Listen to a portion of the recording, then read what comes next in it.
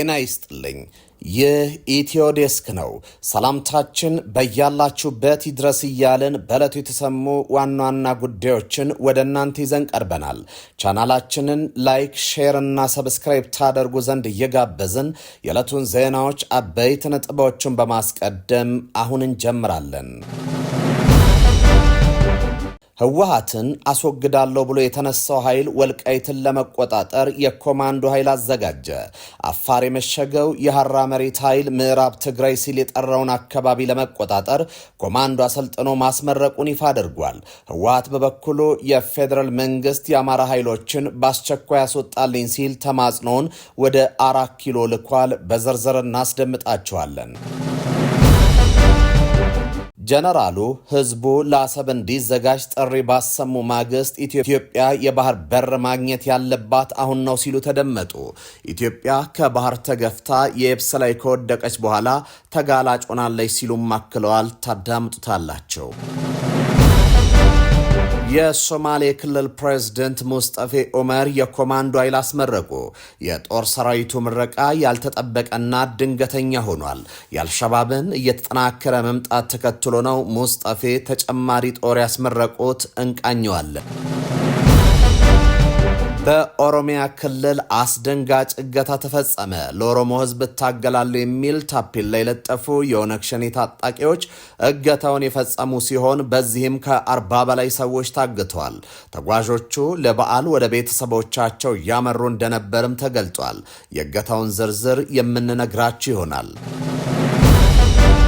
የተወደዳችሁ የቻናላችን ቤተሰቦች እነዚህንና ሌሎች መረጃዎችን ይዘናል። አፓርትመንት በኮንዶሚኒየም ዋጋ እንኳን አደረሳችሁ። ከወዳጅነትና ከአራዳ ፓርክ ፊት ለፊት ባለ 1 መኝታ በ3.6 ሚሊዮን ጠቅላላ ዋጋ፣ ባለ 2 መኝታ በ5.8 ሚሊዮን ጠቅላላ ዋጋ፣ ባለ 3 መኝታ በ8.4 ሚሊዮን ጠቅላላ ዋጋ ቤቶችን እየሸጠን ነው።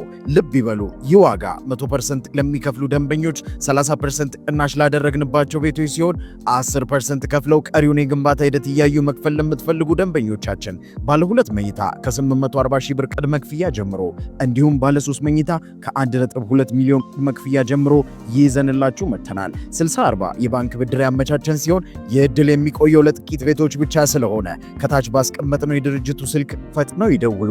ሜሪት ፕሮፐርቲ። ህወሓትን አስወግዳለሁ ብሎ የተነሳው ኃይል ወልቃይትን ለመቆጣጠር የኮማንዶ ኃይል አዘጋጀ። አፋር የመሸገው የሐራ መሬት ኃይል ምዕራብ ትግራይ ሲል የጠራውን አካባቢ ለመቆጣጠር ኮማንዶ አሰልጥኖ ማስመረቁን ይፋ አድርጓል። ህወሓት በበኩሉ የፌዴራል መንግስት የአማራ ኃይሎችን በአስቸኳይ ያስወጣልኝ ሲል ተማጽኖውን ወደ 4 ኪሎ ልኳል። በአፋር ክልል የመሸገው ህወሓት በኃይል ለማስወገድ እየተንቀሳቀሰ የሚገኙት የሐራ መሬት ታጣቂዎች ወልቃይት ቀይ መስመር ነው ብለዋል።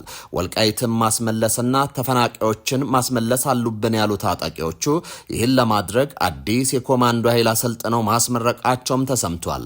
ይህ የኮማንዶ ኃይል ተልዕኮ ወልቃይትን መቆጣጠር ብቻ እንደሆነም ይፋ አድርጓል። ኃይል እጠቀማለሁ ሲል እያስፈራራ የሚገኘው ህወሓት በበኩሉ ፌዴራል መንግስቱ ወልቃይትን እንዲያስመልስለት ተማጽኗል። ወልቃይትን በተመለከተ አዳዲስ መረጃዎች ወጥተዋል። የሁመራና መቀሌ ፖለቲከኞች ነፍጥ ለማንሳት ጠመንጃ እየወለወሉ ነው። በሁለቱ ኃይሎች ትኩሳት ጉዳዩ በሪፈረንደም እንዲፈታ የሚፈልገው ማዕከላዊ መንግስት ዝም ያለ መስሏል። ሆኖም ከመቀሌ የሚሰማው ፉከራና ከሁመራ በኩል ያለው ወታደራዊ ዝግጅት እንደቀጠለ ነው የሚገኘው። ህወሓት ሳምንታዊ ባለው አዲስ መግለጫ በወራሪነት የፈረጃቸውን እነ ኮሎኔል ደመቀ ዘውዱ በፕሪቶሪያው ስምምነት መሰረት ያለምንም ቅድመ ሁኔታ ወልቃይትን ለቀው እንዲወጡ የፌዴራል መንግስቱ ማስገደድ አለበት ብሏል። የፌዴራል መንግስት የአማራ ኃይሎችን ከወልቃይት ካላስወጣ ተወረዋል ያለውን መሬት የማስለቀቅ ግዴታውን እንደሚወጣም አስጠንቅቋል። ይሁን እንጂ ህወሓት ወልቃይትን ለማስለቀቅ ምን አይነት እርምጃ ሊወስድ እንደሚችል በውል ያስቀመጠው ነገር የለም። ሆኖም ግን ከጀነራል ጆን መዲድ እስከ ጀነራል ታደሰ ወረደ፣ ከአማኑኤል አሰፋ እስከ ደብረ ጽዮን ወልቃይትን ለማስመለስ ጦርነት እንደሚከፍቱ በተደጋጋሚ በአደባባይ ሲናገሩ ታይተዋል። ምንም እንኳ እንኳ ህወሓት ወልቃይትን እያስተዳደሩ ያሉ የአማራ ኃይሎች በሰፋሪነትና ወራሪነት ቢፈርጅም ኮሎኔል ደመቀን ጨምሮ አሁን ያሉት የአካባቢው አመራሮች የዚያውን ተወላጅ እንደሆኑ ይነገራል። በተመሳሳይ አሁን ያሉት የአካባቢው አስተዳዳሪዎች ህወሓትና የተፈናቀሉ የትግራይ ተወላጆችን በሰፋሪነት ሲከሱ በተደጋጋሚ ታይቷል። ሁለቱ ኃይሎች አንዱ ሌላውም በሰፋሪነትና ወራሪነት እየፈረጁ ወደ ጦርነት ለመግባት የትርክት ዝግጅት እያደረጉ ይገኛሉ። የሆነ ሆኖ ህወሓት በትናንት አመሻሹ መግለጫ በርካታ ክሶችን ማዕከላዊ መንግስቱ ላይ አቅርቧል።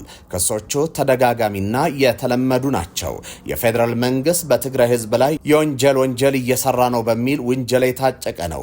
የኢትዮጵያ መንግስት የህዝብ ሞትና ስቃይ በማደናገር አጀንዳዎችን ለመሸፈን እየተንቀሳቀሰ ነው በማለት ቡድኑ በመግለጫው ከሷል። እንደተለመደው የፌዴራል መንግስት የፕሪቶሪያውን ስምምነት ተግባር ያላደረገም ያለ ሲሆን ይባስ ብሎ ተሳዳቢ ባለስልጣናትን አሰማርቶብኛል ይላል።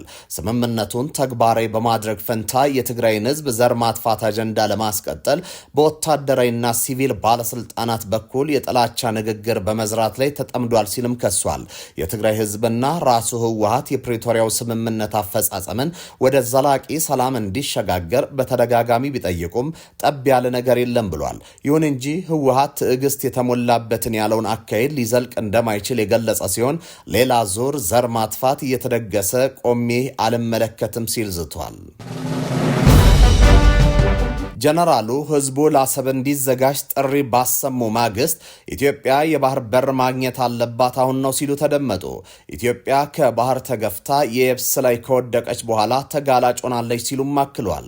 ኢትዮጵያ የባህር በር መልሳ የምታገኝበት ጊዜው አሁን ነው ሲሉ የመከላከያ ሰራዊት የውጭ ግንኙነትና ወታደራዊ ትብብር ዳይሬክተር ሜጀር ጀነራል ተሾመ ገመቹ ተናግረዋል። ይህ የከፍተኛ የጦር መኮንኑ ንግግር በብሔራዊ ቴሌቪዥን ጣቢያ የተላለፈ ሲሆን ይህን ነገር ያሉት የባህር በር እጃችን ላይ ይገባል ብለዋል። ኢትዮጵያ የባህር በር አልባ በመሆኗ ተጋላጭነቷ መስፋቷና እድገቷ መጎተቱንም አብራርተዋል። ዓለም አቀፍ የባህር ሕግ እንደ ኢትዮጵያ ያሉ ወደብ አልባ ሀገራት በአቅራቢያቸው የሚገኙ ወደቦችን እንዲጠቀሙ ይደነግጋል ሲሉ አስተያየታቸውን ለዶቼ ቬለ የሰጡ አንድ ዓለም አቀፍ ሕግና የዲፕሎማቲክ ተንታኝ የባለቤትነት ጉዳይ ግን በሕግ የተዳሰሰበት አግባብ አይደለም ብለዋል።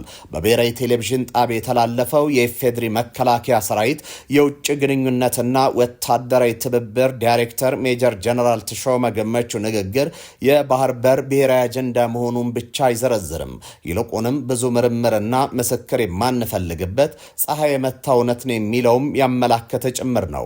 ከባህሩ ጋር አብረን የኖርነው ይህ እውነት ሐቃችን ነው ያሉት የጦር መኮንኑ የኤርትራ ከኢትዮጵያ መነጠልን ተከትሎ ኢትዮጵያ ያጣችውን የባህር በርና አሁን ኢትዮጵያ እያነሳችው ላለው የባህር በር ጥያቄ እውነታው ዋናው መማጎቻ ጉዳይ ነው ብለዋል።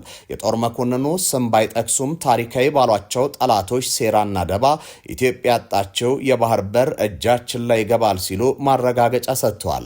ባለፈው ሳምንት ለሕዝብ ተወካዮች ምክር ቤት ማብራሪያ የሰጡት የውጭ ጉዳይ ሚኒስትሩ ጌዲዮን ጢሞቴዎስ የባህር በር ጉዳይ የአንድ መንግስት ጉዳይ ብቻ የአንድ ፓርቲ ጉዳይ ብቻ አይደለም፣ የፓርቲ መስመርን የሚሻገር በውስጥ ያሉ የፖለቲካ ልዩነቶችን የሚሻገር ጉዳይ ነው ሲሉ ለዚህም በጋራ መቆም ይጠበቅብናል ብለው ነበር። በጉዳዩ ላይ ሀሳባቸውን ያጋሩት አንድ ዓለም አቀፍ ሕግና የዲፕሎማሲ ጉዳዮች ተንታኝ የባህር በር ባለቤትነትና የባህር በር የማግኘት ጉዳይ ሁለት የተለያዩ እውነታዎች መሆናቸውን ጠቅሰዋል። የኦሮሚያ ክልል አስደንጋጭ እገታ ፈጸመ። ለኦሮሞ ሕዝብ እንታገላለን የሚል ታፔላ የለጠፉ የኦነግ ሸኔ ታጣቂዎች እገታውን የፈጸሙ ሲሆን በዚህም ከ40 በላይ ሰዎች ታግተዋል። ተጓዦቹ ለበዓል ወደ ቤተሰቦቻቸው እያመሩ እንደነበርም ተገልጧል። ከትናንት በስቲያ በኦሮሚያ ክልል ገብረ ጉራቻ ፍቼ መካከል በሚገኝ መንገድ አሊደሮ ተብሎ በሚጠራ ልዩ ቦታ በአገር አቋራጭ ተሽከርካሪ ሲጓዙ የነበሩ በርካታ ተሳፋሪዎችና ሹፌሮች ታጣቂ አካላት መታገታቸውን የኢትዮጵያ ከባድ መኪና አሽከርካሪዎች ማህበርና የዓይን እማኝ ለቲክቫ ኢትዮጵያ ገልጸዋል። ተሳፋሪዎቹ መነሻቸውን አዲስ አበባ በማድረግ ወደ ደብረ ማርቆስ ሲጓዙ እንደነበርም በመግለጽ አንዳንዶቹ የታጋቾቹን ቁጥር 40 ያደረሱ ሲሆን የተመቱም ሳይኖሩ እንዳልቀረ ደግሞ ከቦታው የወጡ መረጃዎች ጠቁመዋል። ቃላቸውን የሰጡ አንድ የዓይን እማኝ መንገደኛ ኤፍኤም ባስ አሊዴሮ ታግቶ መኪናው በጥይት ተመቷል፣ ብዙ መኪና ያቆሙ ነበር ሲሉ ከቦታው የተመለከቱትን ገልጸዋል። እንዲሁም ኤፍኤም ባስ የሚል ስያሜ ያለው የህዝብ መጓጓዣ ተሽከርካሪ የጎን መስታወት ተገንጥሎ በገቢናው በኩል በጥይት ተበሳስቶ የሚያሳይ ቪዲዮ ቲግቫ ኢትዮጵያ ከስፍራው ደርሶታል ሲል ዘግቧል። የዛሬው ጥቃት የደረሰባቸው ግን ያንን ጥሰው ይሁን ያለ አጃቢ ሄደው ገና እንዳልታወቀ ገልጿል። ማህበሩ ከፍቼ ጎሐጽዮን መስመር የህዝብ አውቶቡስ ተሳፋሪዎች በዘራፊዎች መታገታቸውን መረጃዎች ደርሶናል ሲል አሳውቆ ነበር። የሶማሌ ክልል ፕሬዝደንት ሙስጠፌ ዑመር ኮማንዶ ኃይል አስመረቁ። የጦር ሰራዊቱ ምረቃ ያልተጠበቀና ድንገተኛ ሆኗል። የአልሸባብን የተጠናከረ መምጣት ተከትሎ ነው ሙስጠፌ ተጨማሪ ጦር ያስመረቁት። የሶማሌ ክልል ፖሊስ ኮሚሽን በክልሉ ፖሊስ ማሰልጠኛ ተቋም ለ18ኛ ዞር ያሰለጠናቸውን የፖሊስ ሰራዊት አባላት አስመርቋል። ክልሉ የፖሊስ ሰራዊት አባላትን አስመረኩ ቢልም በፎቶግራፍ በተሰራጨ መረጃ ግን የተመረቁት ወታደሮች ቀይ ቦኔት የለበሱ ኮማንዶ አባላት ናቸው። በምረቃ ስነ ስርዓቱ ላይ የሶማሌ ክልል ፕሬዝደንት አቶ ሙስጠፋ መሐመድ፣ የሶማሌ ክልል ሰላምና ጸጥታ ቢሮ ኃላፊ አቶ አብዱልቃድር ረሺድ፣ የሶማሌ ክልል የፖሊስ ኮሚሽን ኮሚሽነር ጀነራል አብዲ አሊ ዚያድ ጨምሮ የሀገር መከላከያ ከፍተኛ መኮንኖች ተገኝተዋል። ተመራቂዎቹ በስልጠና ቆይታቸው ከመሰረታዊ ውትድርና ክህሎት በተጨማሪ ወንጀል መከላከል ስልት፣ ጸረ ሽብር ስልጠና፣ የአካል ብቃትና አድማ ብተና የመሳሰሉ የተለያዩ ስልጠናዎችን መከታተላቸውም ተገልጿል። በስነ ስርዓቱ ላይ የተገኙት የሶማሌ ክልል ፕሬዝደንት አቶ ሙስጠፋ መሐመድ ለተመራቂ ሰራዊቱና ቤተሰቦቻቸው የእንኳን ደስ አላችሁ መልእክት ባስተላለፉበት ወቅት በክልሉ የሰፈነውን አስተማማኝ ሰላም ለማስቀጠል የተመረቁ የፖሊስ ሰራዊት አባላት ከፍተኛ ሚና እንደሚኖራቸው እምነት አለኝ ብለዋል። ፕሬዝደንት ሙስጠፋ አክለውም ተመራቂዎች ወደ ስራ በሚገቡበት ወቅት የህዝቡን ሰላምና ጸጥታ ከመጠበቅ ባሻገር ሰብአዊ መብቶችን በማክበር ህዝባቸውንና ሀገራችንን ስነ ምግባር በተሞላበት መንገድ እንዲያገለግሉ መልእክት ያስተላልፏል። የሶማሌ ክልል ሰላምና ጸጥታ ቢሮ ኃላፊ አቶ አብዱልቃድር ረሺድ በበኩላቸው የክልሉ ሰላምን ለማጠናከር በየወቅቱ ተለዋዋጭ የሆኑ ወንጀሎችን ለመከላከል የክልሉ ፖሊስ ኃይል ዘመናዊ ስልጠናዎችን በመስጠት የተቀናጀ የሰላምና ጸጥታ ስራ እየሰራ መሆኑን ገልጸዋል። አቶ አብዱልቃድር በመልእክታቸው ተመራቂ ፖሊስ ሰራዊት በቀጣይ ለሚረከቡት ኃላፊነትና ግዳጅ በቀሰሙት የሰራዊት ሙያና ክህሎት መሰረት አስተዋጽኦ እንደሚያደርጉ ያላቸውን እምነት አስረድተዋል።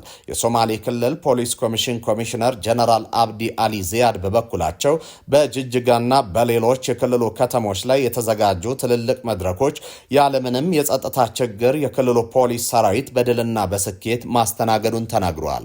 የተወደዳችሁ ተመልካቾቻችን የሰዓቱ ዜናዎች እኚህን ይመስሉ ነበረ። በሌሎች ጉዳዮች ተመልሰን እንገናኛለን። በያላችሁበት ሰናይ ጊዜ።